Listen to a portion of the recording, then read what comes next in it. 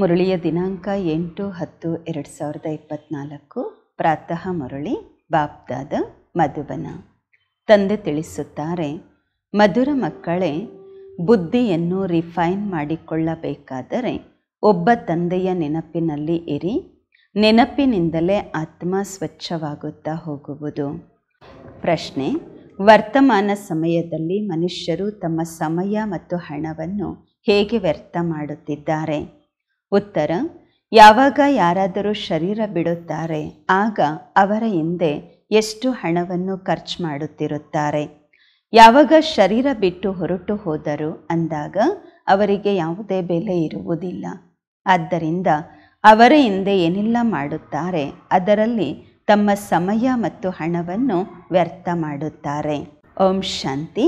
ಆತ್ಮಿಕ ತಂದೆ ಕುಳಿತು ಆತ್ಮಿಕ ಮಕ್ಕಳಿಗೆ ತಿಳಿಸುತ್ತಾರೆ. ಇವರು ಸಹ ಹೀಗೆ ಹೇಳ್ತಾರಲ್ವ, ಬ್ರಹ್ಮ ಬಾಬರವರು ಕೂಡ. ಮತ್ತು ಬಾಬರವರು ಇದ್ದಾರೆ, ಶಿವ ತಂದೆಯೂ ಇದ್ದಾರೆ, ಬ್ರಹ್ಮ ತಂದೆಯೂ ಇದ್ದಾರೆ. ಬ್ರಹ್ಮ ತಂದೆಯೂ ಸಹ ಹೇಳ್ತಾರೆ, ಆತ್ಮಿಕ ತಂದೆ ತಾವು ಮಕ್ಕಳಿಗೆ ಈ ಜ್ಞಾನವನ್ನು ತಿಳಿಸುತ್ತಿದ್ದಾರೆ. ಭೂತಕಾಲ, ವರ್ತಮಾನ ಮತ್ತು ಭವಿಷ್ಯದ ಬಗ್ಗೆ. ವಾಸ್ತವದಲ್ಲಿ ಸತ್ಯಯುಗದಿಂದ ಹಿಡಿದು ತ್ರೇತಾದ ಅಂತಿಮದವರೆಗೆ ಏನಾಗಿದೆ, ಇದಾಗಿದೆ ಮುಖ್ಯ ಮಾತು. ಬಾಕಿ ದ್ವಾಪರ ಕಲಿಯುಗದಲ್ಲಿ ಯಾರ್ಯಾರು ಬಂದರು, ಏನಾಯಿತು, ಅದರ ಭೂಗೋಳ ಚರಿತ್ರೆಯಂತೂ ಬಹಳ ಇದೆ. ಸತ್ಯಯುಗ ತ್ರೇತಾಯುಗದ್ದು ಯಾವುದೇ ಭೂಗೋಳ ಚರಿತ್ರೆ ಇಲ್ಲ. ಮತ್ತೆಲ್ಲರದ್ದು ಚರಿತ್ರೆ ಭೂಗೋಳ ಇದೆ. ಬಾಕಿ ದೇವಿ ದೇವತೆಗಳಿಗೆ ಲಕ್ಷಾಂತರ ವರ್ಷಗಳಾಯಿತು ಅವರು ಬಂದು ಹೋಗಿ ಅಂತ ಹೇಳಿಬಿಡ್ತಾರೆ. ಲಕ್ಷಾಂತರ ವರ್ಷಗಳ ಮೊದಲು ಹಿಂದೆ ಕರ್ಕೊಂಡು ಹೋಗ್ಬಿಡ್ತಾರೆ. ಇದಾಗಿದೆ ಬೇಹದ್ದಿನ ಬುದ್ಧಿಹೀನತೆ. ತಾವು ಸಹ ಬೇಹದ್ದಿನ ಬುದ್ಧಿಹೀನತೆಯಲ್ಲಿ ಇದ್ದೀರಿ. ಈಗ ಸ್ವಲ್ಪ ಸ್ವಲ್ಪ ತಿಳಿದುಕೊಳ್ಳುತ್ತಿದ್ದೀರಾ. ಕೆಲವರಂತೂ ಈಗಲೂ ಏನೂ ತಿಳಿದುಕೊಂಡಿಲ್ಲ. ಬಹಳಷ್ಟು ಇದೆ ತಿಳಿದುಕೊಳ್ಳಲು. ತಂದೆ ಅಬುವಿನ ಮಹಿಮೆಯ ಬಗ್ಗೆ ತಿಳಿಸುತ್ತಾರೆ. ಇದರ ಬಗ್ಗೆ ವಿಚಾರ ಮಾಡಬೇಕು, ತಮ್ಮ ಬುದ್ಧಿಯಲ್ಲಿ ಬರಬೇಕು. ತಾವು ಇಲ್ಲಿ ಕುಳಿತಿದ್ದೀರಾ. ತಮ್ಮ ಸ್ಮಾರಕ ದೆಲ್ವಾಡ ಮಂದಿರ ಯಾವಾಗ ತಯಾರಾಯಿತು, ಎಷ್ಟು ವರ್ಷಗಳ ನಂತರ ತಯಾರಾಗುವುದು, ಮತ್ತು ಕಲ್ಪದ ನಂತರ ಮತ್ತೆ ಯಾವಾಗತ್ತೆ, ಇದೆಲ್ಲ ತಮ್ಮ ಬುದ್ಧಿಯಲ್ಲಿ ಬರಬೇಕು. ಹೇಳ್ತಾರೆ 1250 ವರ್ಷಗಳಾಗಿದೆ ಇದು ತಯಾರಾಗಿ ಎಂದು. ಬಾಕಿ ಎಷ್ಟು ವರ್ಷಗಳಿದೆ? ಇನ್ನು 3750 ವರ್ಷಗಳು ಉಳಿಯಿತು. ಅಂದಾಗ ಅವರು ಸಹ ಈಗಿನ ಸ್ಮಾರಕ ಮತ್ತು ವೈಕುಂಠದ ಸ್ಮಾರಕವನ್ನು ತಯಾರು ಮಾಡಿದ್ದಾರೆ. ಮಂದಿರದೂ ಸಹ ಕಾಂಪಿಟೇಷನ್ಸ್ ಇರುತ್ತೆ ಅಲ್ವಾ. ಮಂದಿರಗಳ ಕಾಂಪಿಟೇಷನ್ನು ಇರುತ್ತೆ. ಪರಸ್ಪರದಲ್ಲಿ ಒಬ್ಬರಿಗಿಂತ ಒಬ್ಬರು ಬಹಳ ಚೆನ್ನಾಗಿ ತಯಾರು ಮಾಡುತ್ತಾರೆ. ಈಗಂತೂ ಹಣನೂ ಸಹ ಎಲ್ಲಿದೆ ಅಷ್ಟೆಲ್ಲ ಮಾಡಲಿಕ್ಕೆ? ಹಣ ಅಂತೂ ಬಹಳ ಇತ್ತು. ಸೋಮನಾಥನ ಮಂದಿರ ನೋಡಿ ಎಷ್ಟು ದೊಡ್ಡದು ನಿರ್ಮಾಣ ಮಾಡಿದ್ದರು. ಈಗಂತೂ ಆ ರೀತಿ ಮಾಡಲಿಕ್ಕೆ ಆಗೋದಿಲ್ಲ. ಬಲೆ ಆಗ್ರಾದಲ್ಲಿ ತಯಾರು ಮಾಡ್ತಿದ್ದಾರೆ, ಆದರೆ ಅದೆಲ್ಲ ವೇಸ್ಟು ಅಂತಾರೆ ಬಾಬಾ. ಮನುಷ್ಯರಂತೂ ಅಂಧಕಾರದಲ್ಲೇ ಇದ್ದಾರೆ ಅಲ್ವಾ. ಎಲ್ಲಿಯವರೆಗೆ ತಯಾರು ಮಾಡ್ತಾರೆ? ವಿನಾಶ ಆಯಿತು ಅಂದರೆ ಏನು ಮಾಡಲಿಕ್ಕಾಗಲ್ಲ. ಎಲ್ಲಿವರೆಗೂ ವಿನಾಶ ಆಗಲ್ಲ ಅಲ್ಲಿವರೆಗೂ ಮಾಡ್ತಿರ್ತಾರೆ. ಈ ಮಾತುಗಳನ್ನು ಯಾರೂ ತಿಳಿದುಕೊಂಡಿಲ್ಲ. ಒಡೆದಾಕ್ತಾ ಇರ್ತಾರೆ ಮತ್ತು ಕಟ್ತಾ ಇರ್ತಾರೆ. ಹಣ ವ್ಯರ್ಥವಾಗಿ ಬರ್ತಾ ಇರತ್ತೆ, ಎಲ್ಲ ವೇಸ್ಟ್ ಆಗ್ತಾ ಇರತ್ತೆ. ಸಮಯವೂ ವ್ಯರ್ಥ, ಹಣವೂ ವ್ಯರ್ಥ, ಶಕ್ತಿಯೂ ವ್ಯರ್ಥ. ಯಾರಾದರೂ ಶರೀರ ಬಿಟ್ಟರೆ ಎಷ್ಟು ಸಮಯವನ್ನು ಕಳೆಯುತ್ತಾರೆ. ನಾವಂತೂ ಆ ರೀತಿ ವ್ಯರ್ಥ ಮಾಡುವುದಿಲ್ಲ. ಆತ್ಮ ಹೋಯಿತೆಂದರೆ ಬಾಕಿ ಈ ಶರೀರ ಏನು ಕೆಲಸಕ್ಕೆ? ಹೇಗೆ ಹಾವು ಪೊರೆ ಬಿಟ್ಟಿತು ಎಂದರೆ ಅದಕ್ಕೇನು ಬೆಲೆ ಇರುವುದಿಲ್ಲ, ಏನೂ ಇರಲ್ಲ. ಭಕ್ತಿ ಮಾರ್ಗದಲ್ಲಿ ಅದಕ್ಕೂ ಬೆಲೆ ಇದೆ. ಜಡ ಚಿತ್ರಗಳಿಗೆ ಎಷ್ಟು ಪೂಜೆ ಮಾಡುತ್ತಾರೆ, ಆದರೆ ಇವರು ಯಾವಾಗ ಬಂದರು, ಹೇಗೆ ಬಂದರು, ಏನೂ ಗೊತ್ತಿಲ್ಲ. ಇದಕ್ಕೆ ಹೇಳಲಾಗತ್ತೆ ಭೂತ ಪೂಜೆ ಎಂದು. ಪಂಚತತ್ವಗಳ ಪೂಜೆ ಮಾಡ್ತಿರ್ತಾರೆ. ಈಗ ತಿಳ್ಕೊಳ್ಳಿ, ಈ ಲಕ್ಷ್ಮೀನಾರಾಯಣರು ಸ್ವರ್ಗದಲ್ಲಿ ರಾಜ್ಯ ಮಾಡುತ್ತಿದ್ದರು. ಒಳ್ಳೆಯದು, 150 ವರ್ಷಗಳ ಆಯುಷ್ಯರತ್ತೆ. ನಂತರ ಶರೀರ ಬಿಡುತ್ತಾರೆ ಅಷ್ಟೇ. ಶರೀರ ಅಂತೂ ಏನು ಕೆಲಸಕ್ಕೆ ಬರೋದಿಲ್ಲ ಅಲ್ವಾ. ಅವ್ರಿಗೆ ಏನು ಬೆಲೆ ಇರುತ್ತೆ ಅಲ್ಲಂದರೆ ಶರೀರಕ್ಕೆ ಏನು ಬೆಲೆ ಇರುತ್ತೆ? ಆತ್ಮ ಹೋಯಿತು ಅಂದರೆ ಶರೀರ ಚಂಡಾಳರ ಕೈಗೆ ಕೊಟ್ಟು ಬಿಡುತ್ತಾರೆ.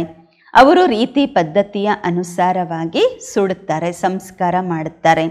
ಈ ರೀತಿಯೂ ಅಲ್ಲ ಅವರ ಶರೀರದ ಮಣ್ಣೇನಿರುತ್ತೆ ಅದನ್ನು ತಗೊಂಡು ಆರಿಸ್ತಾರೆ ಅಂತಲ್ಲ, ಹೆಸರು ಮಾಡಲಿಕ್ಕೋಸ್ಕರ. ಏನೂ ಇಲ್ಲ.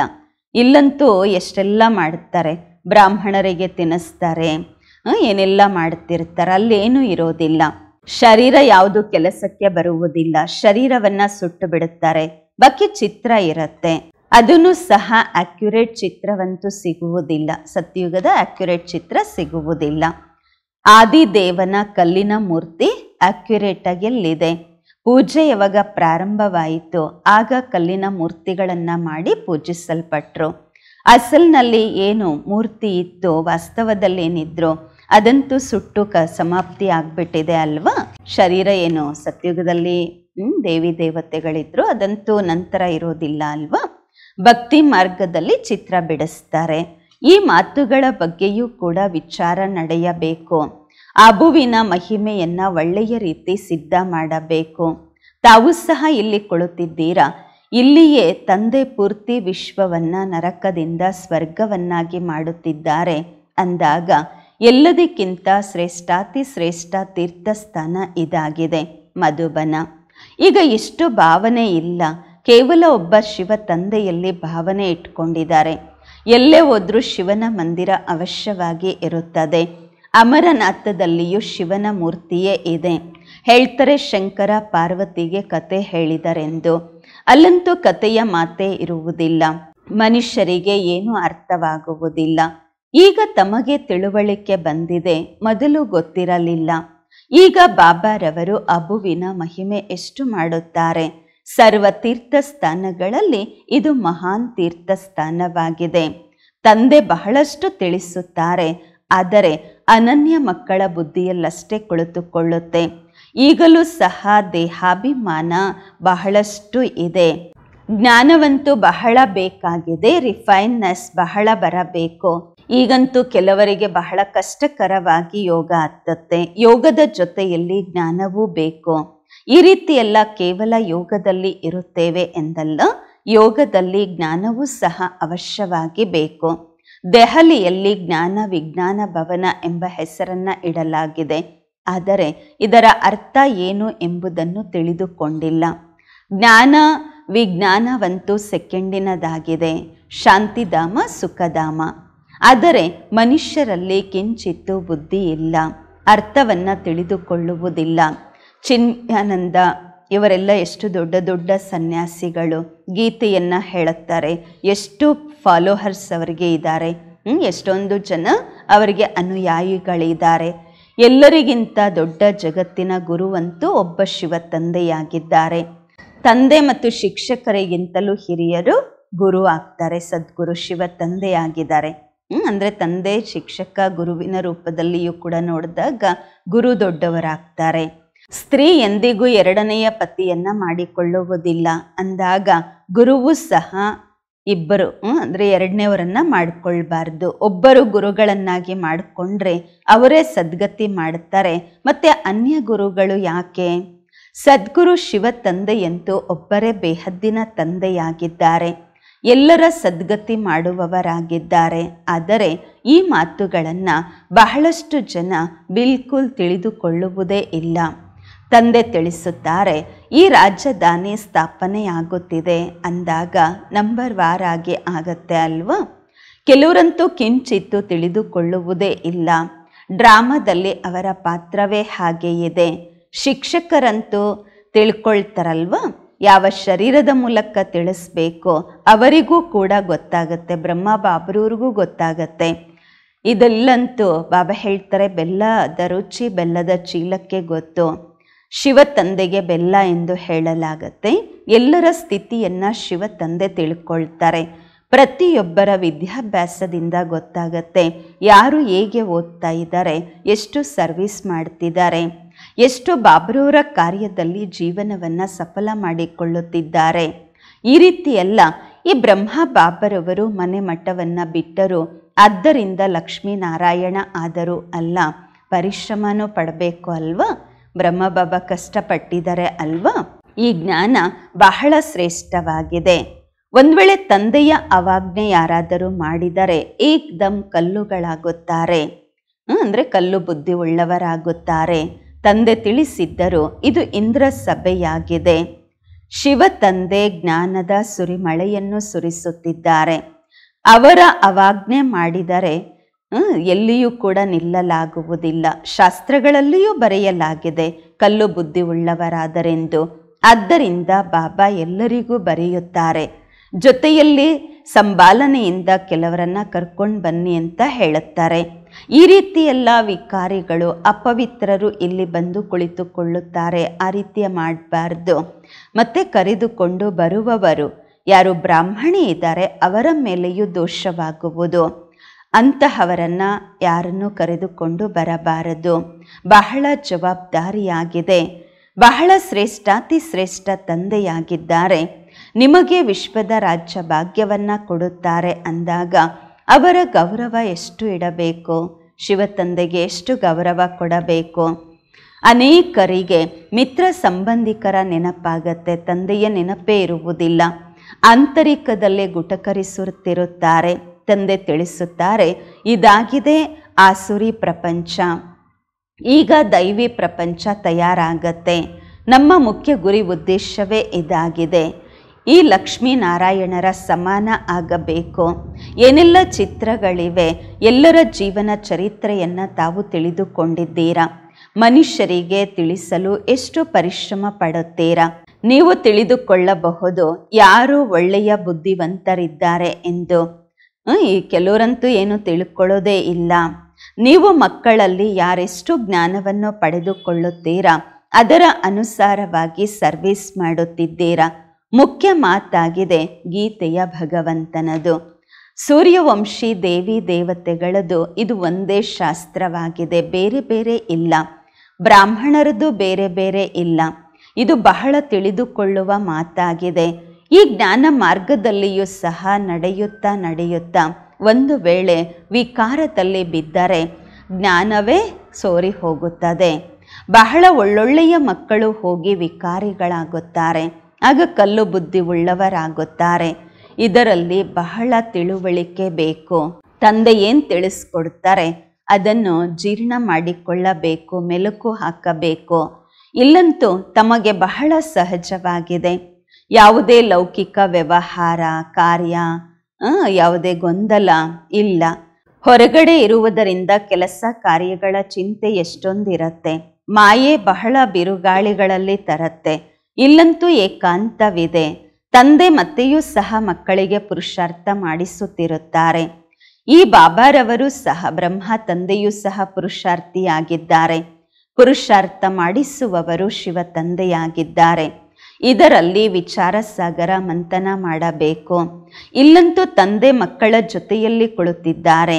ಯಾರು ಪೂರ್ತಿ ಸಹಯೋಗವನ್ನು ಕೊಡುತ್ತಾರೆ ಅವರಿಗೆ ಸರ್ವಿಸಬಲ್ ಎಂದು ಹೇಳಲಾಗುವುದು. ಬಾಕಿ ಸುಮ್ಮನೆ ಗುಟಕರಿಸುವಂತಹವರು ನಷ್ಟವೇ ಮಾಡುತ್ತಾರೆ. ಮತ್ತಷ್ಟು ಡಿಸ್ಸರ್ವಿಸ್ ಮಾಡ್ತಾರೆ, ವಿಘ್ನಗಳನ್ನು ಹಾಕ್ತಾರೆ. ಇದಂತೂ ತಿಳಿದುಕೊಂಡಿದ್ದೀರಾ. ಮಹಾರಾಜ ಮಹಾರಾಣಿ ಆಗಬೇಕಾದರೆ ಅವರ ದಾಸದಾಸಿಯರು ಬೇಕು ಅಲ್ವಾ? ಅವರು ಸಹ ಇಲ್ಲಿಯೇ ತಯಾರಾಗ್ತಾರೆ, ಇಲ್ಲಿಯೇ ಬರ್ತಾರೆ. ಪೂರ್ತಿ ಆಧಾರ ವಿದ್ಯಾಭ್ಯಾಸದ ಮೇಲೆ ಇದೆ. ಈ ಶರೀರವನ್ನು ಕೂಡ ಖುಷಿಯಿಂದ ಬಿಡಬೇಕಾಗುವುದು.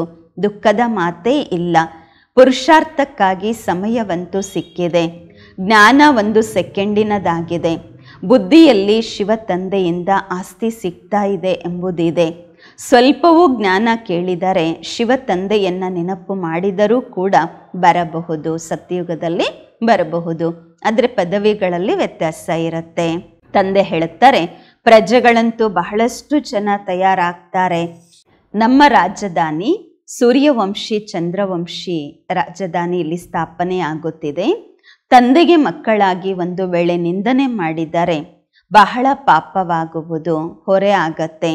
ಏಕದಮ್ ಹೇಗೆ ರಸಾತಲದಲ್ಲಿ ಹೊರಟು ಹೋಗುತ್ತಾರೆ. ತಂದೆ ತಿಳಿಸುತ್ತಾರೆ, ಯಾರು ತಮ್ಮ ಪೂಜೆಯನ್ನು ಕುಳಿತು ಮಾಡಿಸಿಕೊಳ್ಳುತ್ತಾರೆ ಅವರು ಹೇಗೆ ಪೂಜ್ಯರು ಎಂದು ಕರೆಸಿಕೊಳ್ಳುತ್ತಾರೆ. ಸರ್ವರ ಸದ್ಗತಿ ದಾತ ಕಲ್ಯಾಣ ಮಾಡುವಂತಹವರಂತೂ ಒಬ್ಬ ತಂದೆ ಇದ್ದಾರೆ. ಮನುಷ್ಯರಂತೂ ಶಾಂತಿಯ ಅರ್ಥವನ್ನೇ ತಿಳಿದುಕೊಂಡಿಲ್ಲ. ಹಠಯೋಗದಿಂದ ಪ್ರಾಣಾಯಾಮ ಅದೆಲ್ಲ ಮಾಡುತ್ತಾರೆ, ಅದನ್ನೇ ಶಾಂತಿ ಎಂದು ತಿಳಿದುಕೊಳ್ಳುತ್ತಾರೆ. ಅದರಲ್ಲಿಯೂ ಸಹ ಬಹಳ ಪರಿಶ್ರಮವಾಗುವುದು. ಕೆಲವ್ರಿಗಂತೂ ಬ್ರೈನೇ ಕೆಟ್ಟು ಹೋಗುತ್ತೆ, ಪ್ರಾಪ್ತಿ ಏನೂ ಇರುವುದಿಲ್ಲ. ಅದಾಗಿದೆ ಅಲ್ಪಕಾಲದ ಶಾಂತಿ. ಹೀಗೆ ಸುಖಕ್ಕೆ ಅಲ್ಪಕಾಲದ ಕಾಗವಿಷ್ಟ ಸಮಾನ ಅಂತ ಹೇಳುತ್ತಾರೆ. ಹಾಗೆಯೇ ಶಾಂತಿಯೂ ಕೂಡ ಕಾಗವಿಷ್ಟ ಸಮಾನವಾಗಿದೆ. ಈ ಪ್ರಪಂಚದ ಶಾಂತಿ ಸುಖ. ಕೆಲವರಂತೂ ಶಾಂತಿಧಾಮದಲ್ಲಿ ಅಂತಿಮದವರೆಗೆ ಇರ್ತಾರೆ. ಯಾರ ಪಾತ್ರ ಇರುತ್ತೆ ಅವರಷ್ಟು ಸುಖವನ್ನು ನೋಡಲು ಸಾಧ್ಯ ಇಲ್ಲ. ತಂದೆ 21 ಜನ್ಮಗಳಿಗಾಗಿ ಸುಖ ಶಾಂತಿ ತಮಗೆ ಕೊಡುತ್ತಾರೆ. ಅಲ್ಲಂತೂ ಸತ್ಯಯುಗದಲ್ಲಿ ನಂಬರ್ ವಾರ್ ಪದವಿಗಳಿರುತ್ತೆ. ಬಲೆ ದಾಸದಾಸಿಯರಿರ್ತಾರೆ, ಆದರೆ ಒಳಗಡೆ ಬರಲಿಕ್ಕೆ ಆಗೋದಿಲ್ಲ, ಅರಮನೆಗಳಲ್ಲಿ ಬರಲಿಕ್ಕೆ ಆಗೋದಿಲ್ಲ. ಶ್ರೀಕೃಷ್ಣನನ್ನು ನೋಡಲು ಸಾಧ್ಯವಿಲ್ಲ. ಎಲ್ಲರಿಗೆ ಬೇರೆ ಬೇರೆ ಮಹಲ್ಲುಗಳಿರುತ್ತೆ. ಕೆಲವು ಸಮಯ ಅಷ್ಟೇ ಇರುತ್ತೆ, ನೋಡುವಂತಹ ಸಮಯ ನಿಗದಿ ಇರುತ್ತೆ. ಹೇಗೆ ನೋಡಿ ಪೋಪ್ ಬರ್ತಾರೆ, ಅವರ ದರ್ಶನ ಮಾಡಲಿಕ್ಕೆ ಎಷ್ಟೊಂದು ಜನ ಬರ್ತಾರೆ ಅಲ್ವಾ, ಹೋಗ್ತಾರೆ ಅವರು ನೋಡಲಿಕ್ಕೆ. ಹಾಗೆಯೇ ಬಹಳಷ್ಟು ಜನ ತಯಾರಾಗ್ತಾರೆ, ಅವರ ಪ್ರಭಾವ ಬಹಳ ಇರುತ್ತೆ. ಲಕ್ಷಾಂತರ ಮನುಷ್ಯರು ಹೋಗ್ತಾರೆ ದರ್ಶನ ಮಾಡಲಿಕ್ಕೋಸ್ಕರ. ಇಲ್ಲಿ ಶಿವತಂದೆಯ ದರ್ಶನ ಹೇಗಾಗುವುದು, ಇದಂತೂ ತಿಳಿದುಕೊಳ್ಳುವಂತಹ ಮಾತಾಗಿದೆ. ಈಗ ಪ್ರಪಂಚಕ್ಕೆ ಹೇಗೆ ಗೊತ್ತಾಗಬೇಕು, ಎಲ್ಲದಕ್ಕಿಂತ ದೊಡ್ಡ ತೀರ್ಥಸ್ಥಾನ ಇದು ಮಧುಬನ ಆಗಿದೆ ಎಂದು. ದೆಲ್ವಾಡದಂತಹ ಮಂದಿರ ಬಹುಶಃ ಅಕ್ಕಪಕ್ಕನೂ ಕೂಡ ಇರಬಹುದು. ಅದನ್ನು ಸಹ ಹೋಗಿ ನೋಡಬೇಕು ಹೇಗೆ ತಯಾರಾಗಿದೆ ಎಂದು. ಅವರಿಗೆ ಜ್ಞಾನ ಕೊಡುವ ಅವಶ್ಯಕತೆಯೂ ಇಲ್ಲ. ಮತ್ತೆ ನಿಮಗೆ ಜ್ಞಾನ ಕೊಡಲಿಕ್ಕೆ ಶುರು ಮಾಡಿಬಿಡ್ತಾರೆ, ಸಲಹೆ ಕೊಡ್ತಾರೆ ಅಲ್ವಾ, ಇದು ಮಾಡಬೇಕು, ಹಾಗೆ ಮಾಡಬೇಕು, ಹೀಗೆ ಮಾಡಬೇಕು ಅಂತ. ಇದಂತೂ ತಿಳ್ಕೊಂಡಿಲ್ಲ ಇವರಿಗೆ ಓದಿಸುವವರು ಯಾರು ಎಂದು. ಒಬ್ಬೊಬ್ಬರಿಗೂ ತಿಳಿಸುವುದರಲ್ಲಿ ಪರಿಶ್ರಮವಾಗುವುದು. ಅದರ ಬಗ್ಗೆ ಕತೆಗಳು ಇವೆ, ಹೇಳ್ತಾರಲ್ವಾ. ಹುಲಿ ಬಂತು ಅಂತ ಹೇಳ್ತಾ ಇದ್ರು, ಆಮೇಲೆ ಒಂದು ದಿವಸ ಬಂತು, ಎಲ್ಲ ಕುರಿಗಳನ್ನು ತಿಂದು ಹೋಯಿತು ಎಂದು. ನೀವು ಹೇಳ್ತೀರಾ ಮೃತ್ಯು ಬರುತ್ತೆ ಅಂತ, ಆದರೆ ಅವರು ವಿಶ್ವಾಸನೆ ಮಾಡೋದಿಲ್ಲ. ತಿಳ್ಕೊಳ್ತಾರೆ ಈಗಂತೂ 40,000 ವರ್ಷಗಳ ಕಾಲ ಇನ್ನು ಕಲಿಯುಗ ಇರುತ್ತೆ, ಮೃತ್ಯು ಎಲ್ಲಿಂದ ಬರುತ್ತೆ ಎಂದು. ಆದರೆ ಮೃತ್ಯುವಂತೂ ಅವಶ್ಯವಾಗಿ ಬರಲೇಬೇಕು, ಎಲ್ಲರನ್ನ ತೆಗೆದುಕೊಂಡು ಹೋಗುತ್ತೆ. ಅಲ್ಲಿ ಯಾವುದೇ ಕೊಳಕು ಇರುವುದಿಲ್ಲ. ಇಲ್ಲಿನ ಹಸುಗಳು ಅಲ್ಲಿನ ಹಸುಗಳಲ್ಲಿ ಎಷ್ಟು ಅಂತರವಿರುತ್ತೆ. ಶ್ರೀಕೃಷ್ಣ ಗೋವುಗಳನ್ನು ಕಾಯುವಂತಹವರೇನಾಗಿದ್ರು, ಆಗಿರಲಿಲ್ಲ. ಅವರ ಬಳಿ ಹಾಲು ಹೆಲಿಕಾಪ್ಟರಲ್ಲಿ ಬರಬಹುದು.